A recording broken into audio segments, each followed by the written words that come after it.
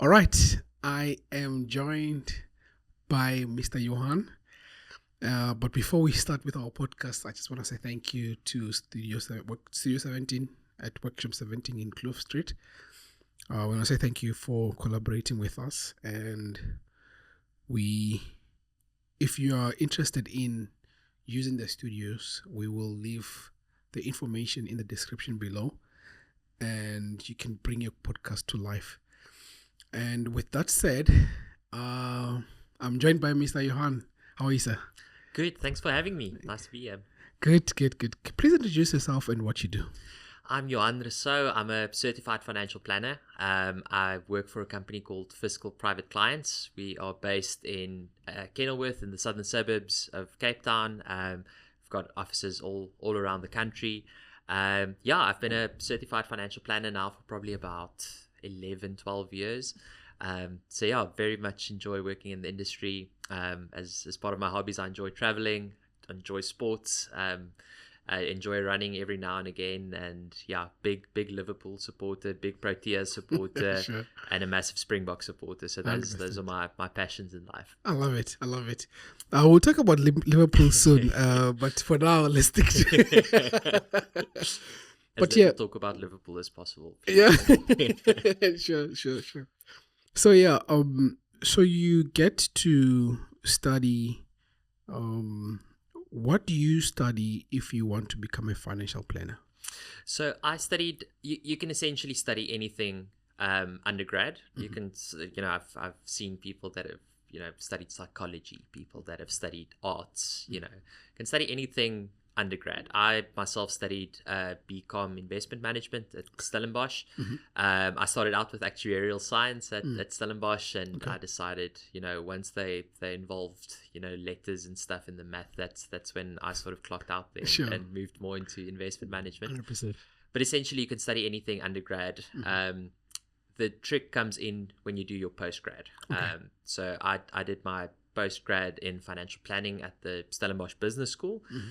And that allowed me to do my postgrad and get my CFP board exam. Mm-hmm. Then you can become a CFP, a certified financial planner. Mm-hmm. So essentially, the undergrad isn't that important. Mm-hmm. It is important, but you don't need to study investment management. It just gets you in there. It gets a foot in the door. Yeah.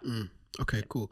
And thanks so much for that, because that way we know, okay, if you want to be a CFP, which is certified financial planner, there's many doors to at least get in. However, you need to do your postgrad in order for you to be certified. Is that right? Correct. And you need to in my days, it was you had to write the board exam. Now the board exam is sort of part of the postgrad syllabus. I see. And you need to register with the Financial Planning Institute of South Africa. Yeah. So you get to, maybe before you get to start to doing it, why did you choose CFP specifically?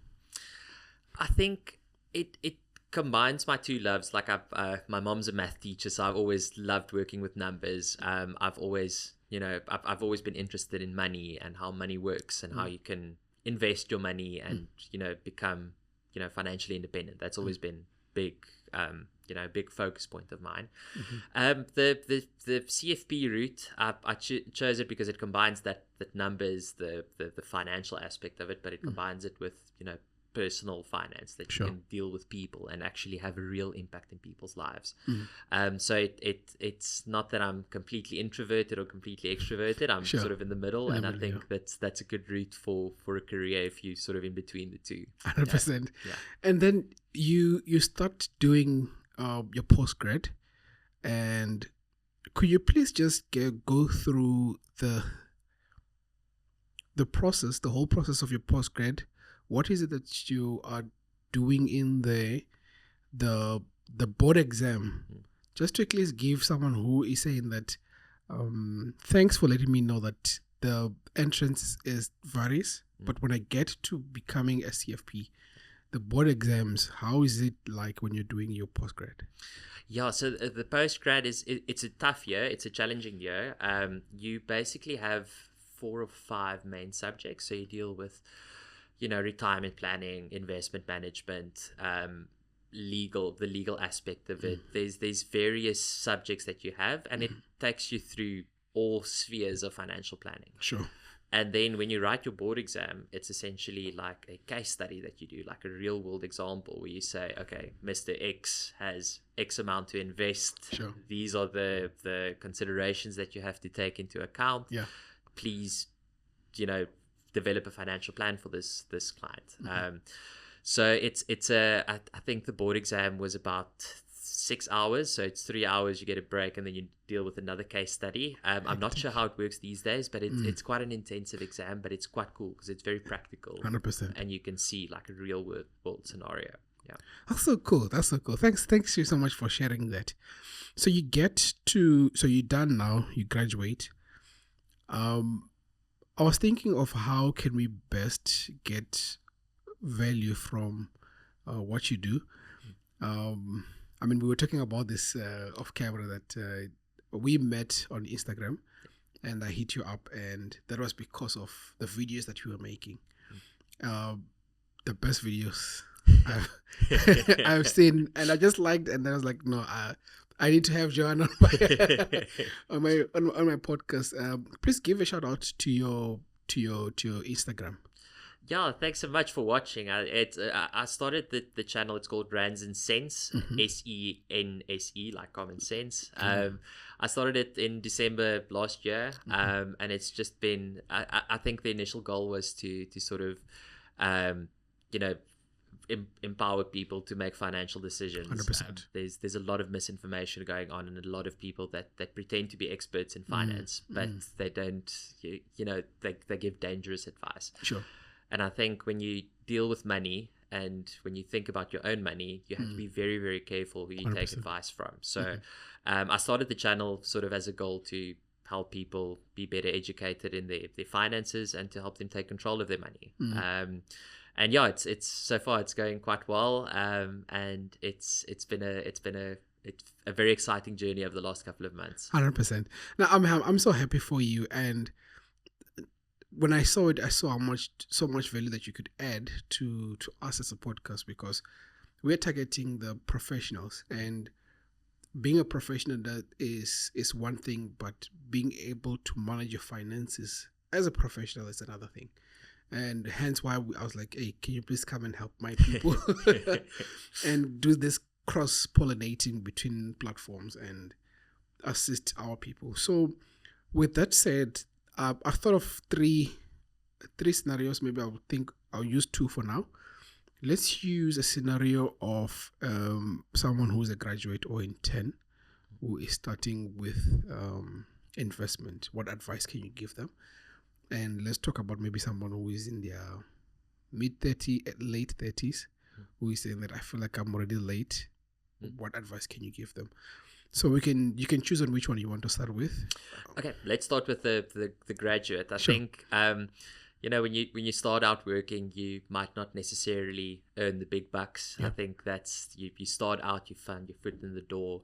The number one thing is you don't need lots of money to start. It's forming that habit. Sure.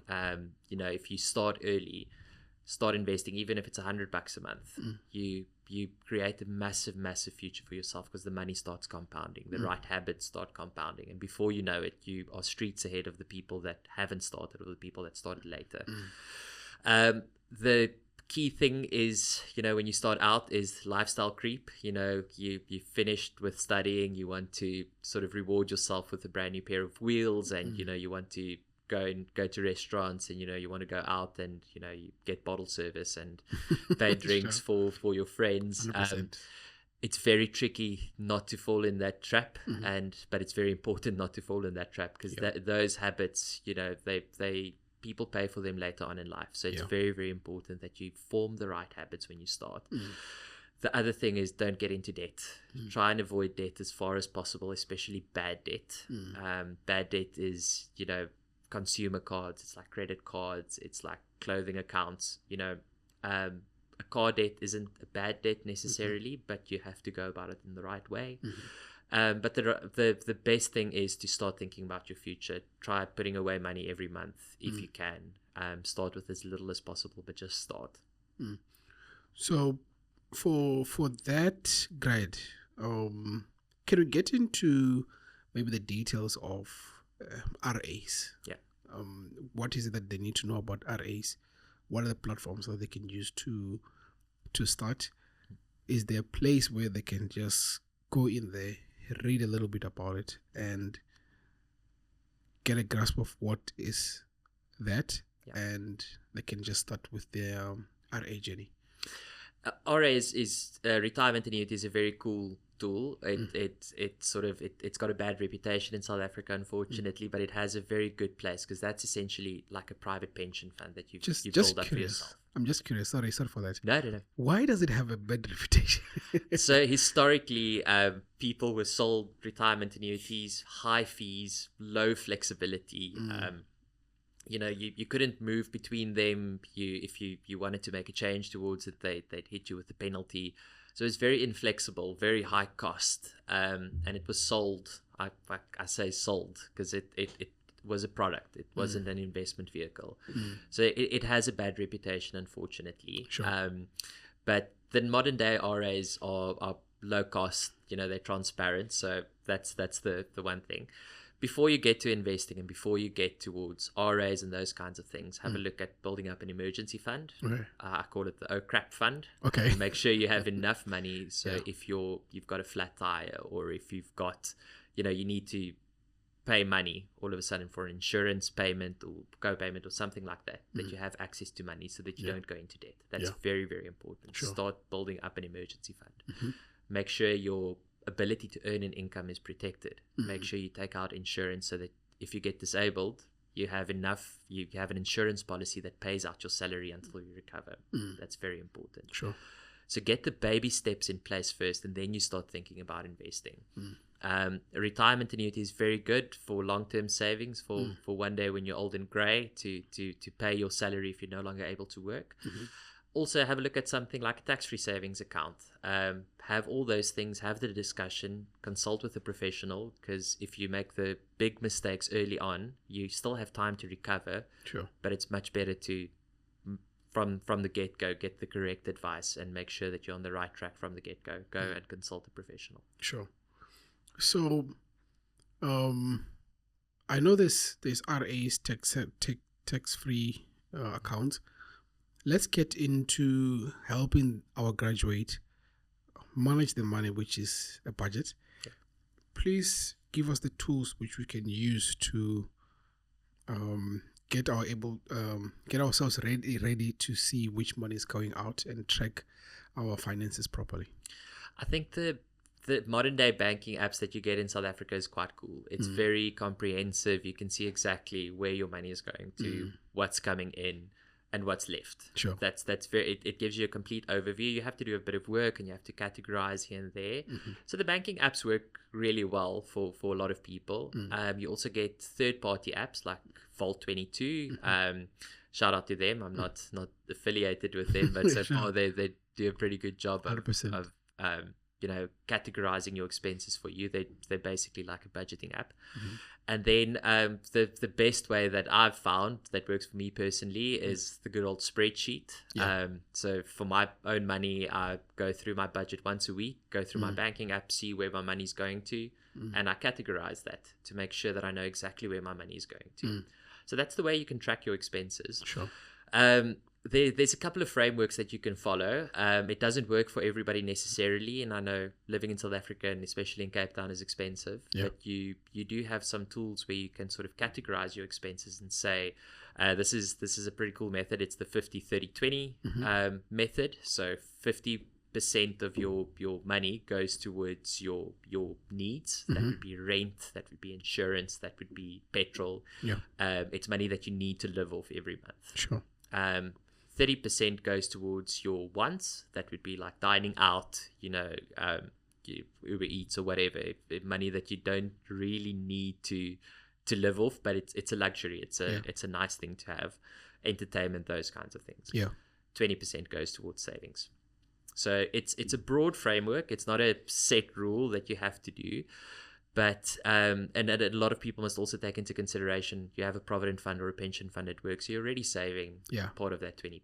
So it's just a guideline of how to think about your money. But if you don't have a solid budget set up and don't know where your money's going to, there's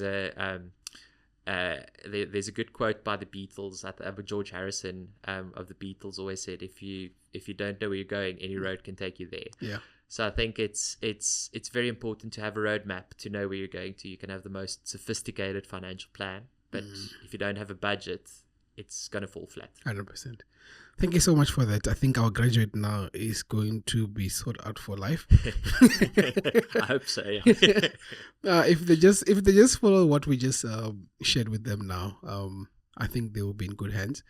And if they feel like they don't have enough wheat in them, they should reach out to you. And and then you can just sort them out with that. Yeah.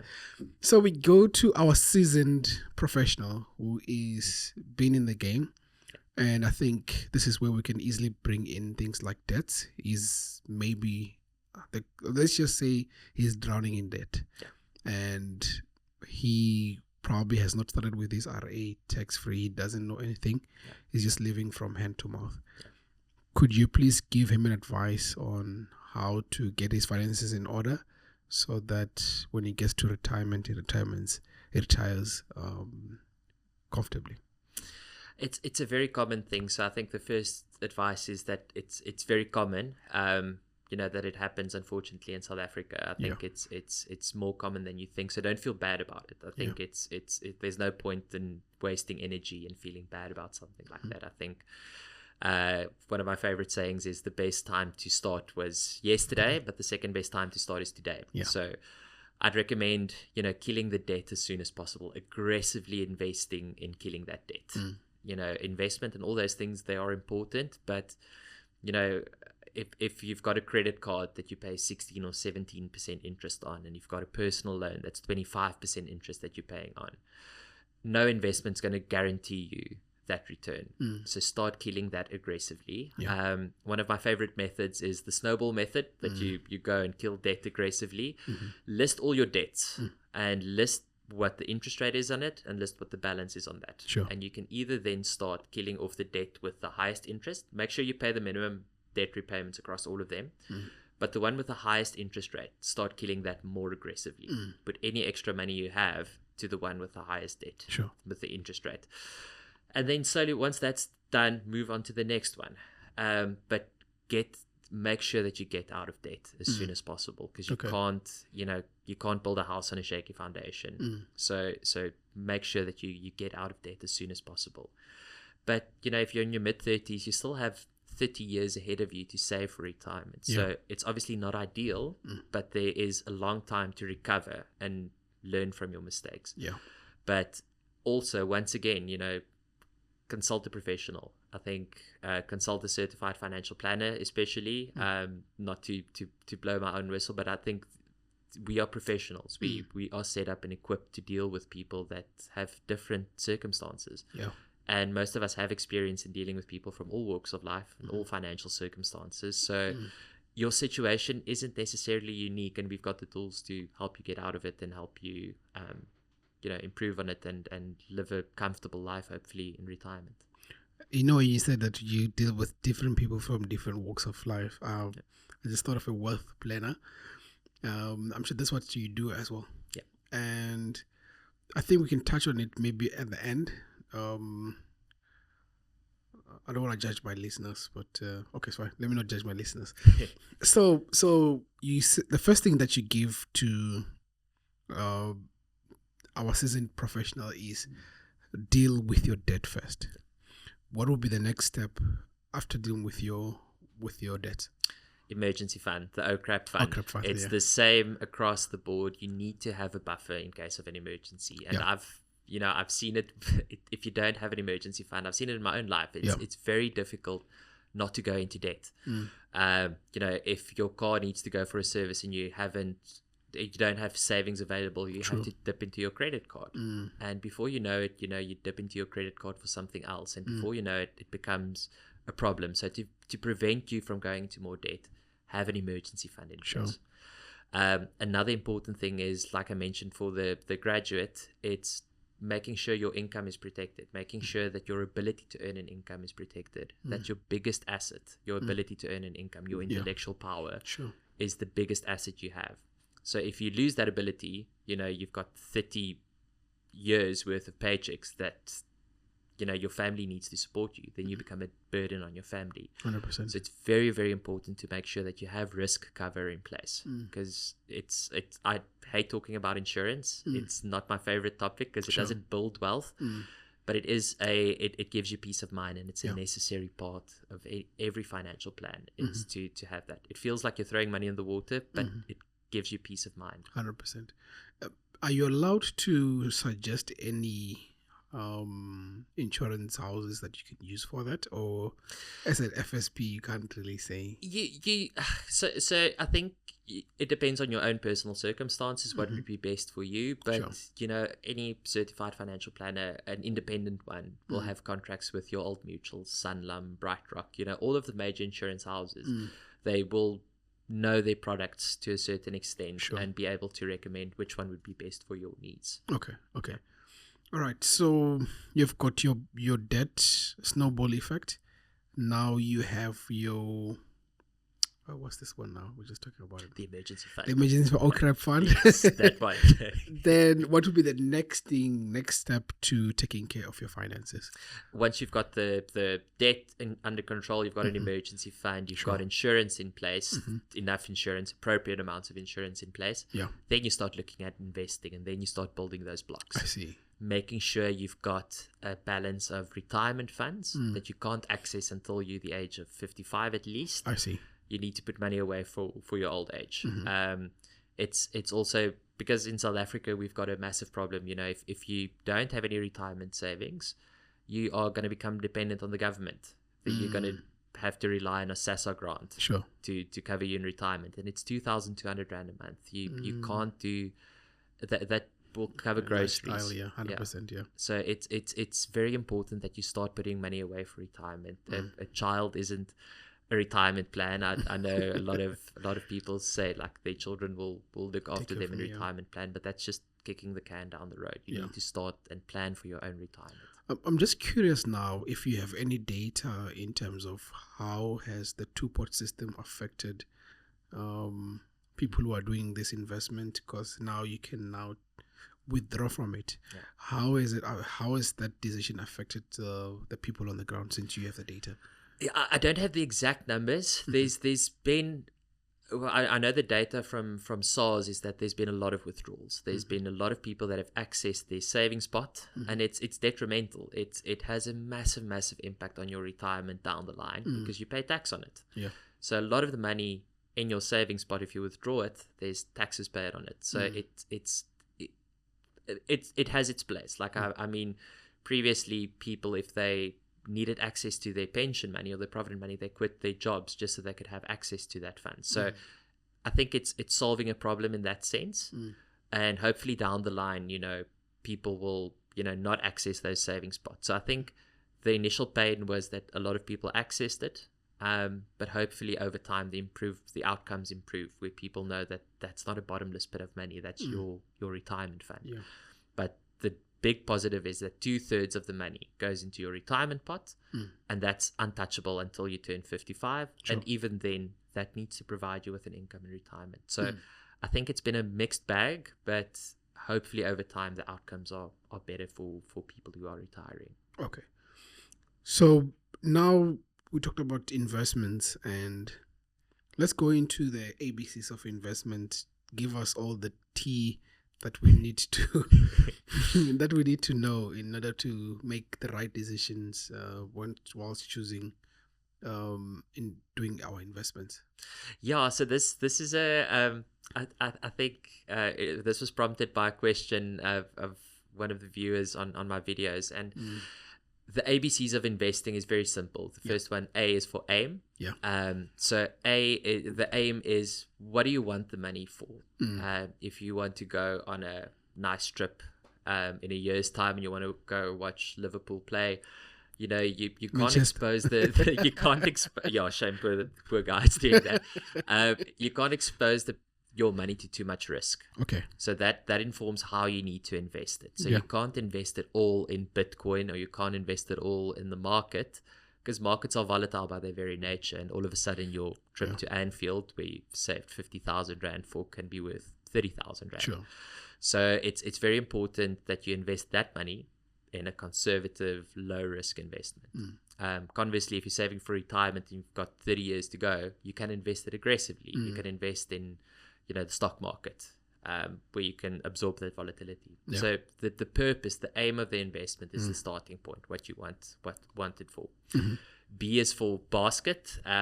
That's basically being diversified, not only having all your money in one stock or in one property, or concentrated. Spread the investments out. Don't have all your eggs in one basket. Spread it out. Invest in shares. Whatever your goal is, invest it accordingly, but make sure it's diversified.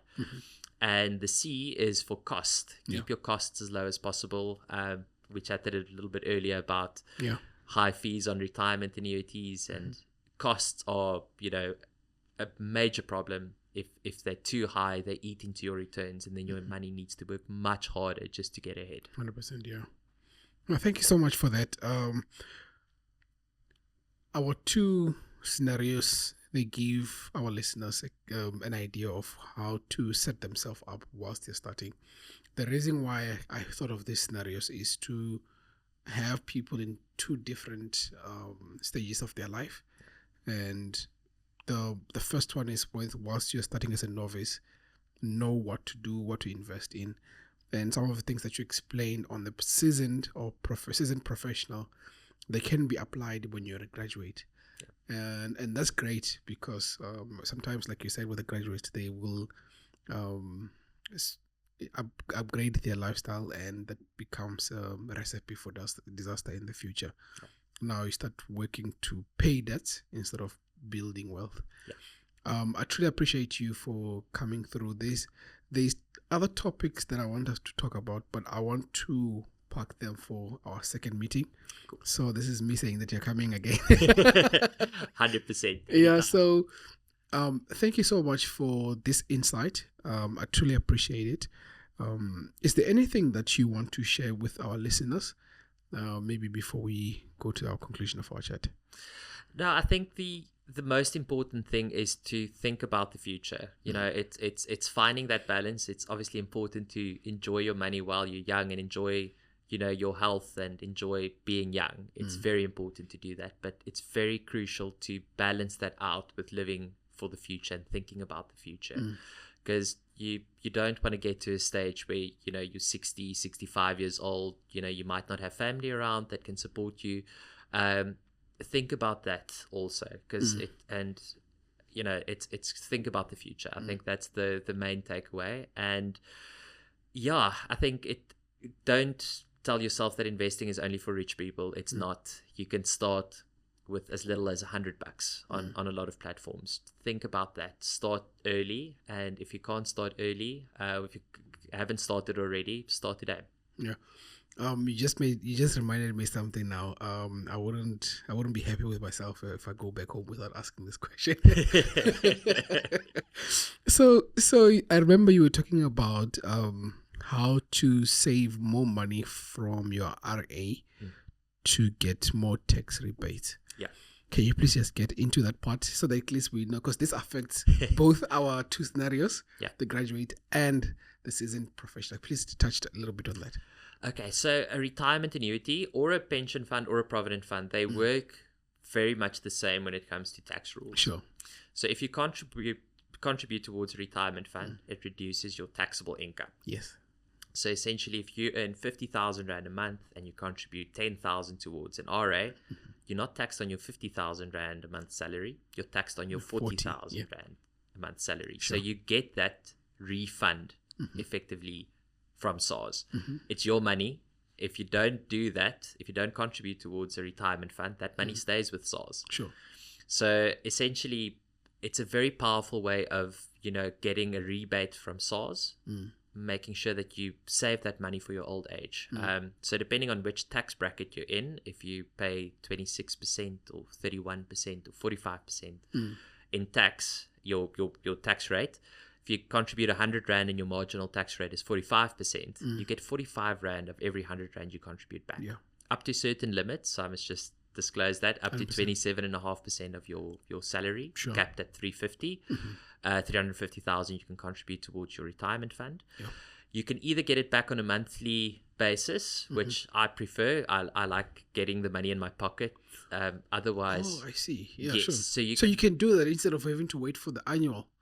exactly. That's so cool. You That's can so cool chat to with know. your payroll. Most of them will allow you to do that. You just need to give them proof that you're contributing to your provident pension fund or retirement annuity. Then they take it into account on a monthly basis.